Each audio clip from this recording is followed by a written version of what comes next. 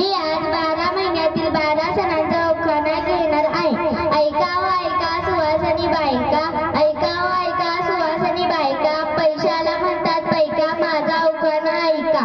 आला आला श्रावण, श्रावणातील नागपंचमी, नागपंचमीची फुटली लाई, कोकणचा करते व्याही, व्याहीने आणले नारळ सात,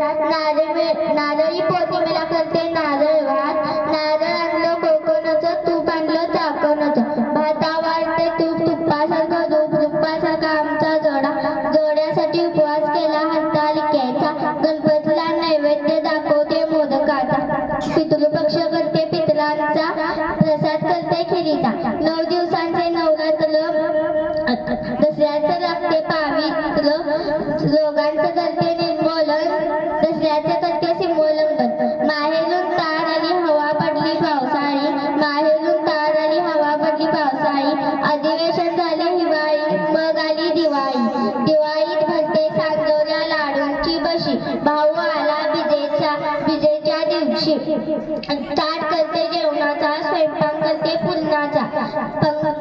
रांगोळी काढली चित्रांची, पंगत बसली मित्रांची, भाऊ ओवाळणी घालतो साडी, बहीण बाई मात्र डोळे मोडी, निरोप येता दादा वहिनीचा, कळला महिमा लग्नाचा, वटपौर्णिमेला करते अनुष्ठान, दिव्यांचे देते दान, सासर माझं जीव की प्राण. मार्गशीर्ष मासाला उत्सव भरतो शाखामधला, ववसनी यावं मकर संक्रांतीला, वेद लागले होळीचे सप्तरंगी न्यायचे, रंग काढला होळीचा, हिशोब केला ताळमेळचा, 9 वर्षाचा शुभारंभ करतो बाई पाडवा, जीवनात माझ्या आलाय गोडवा,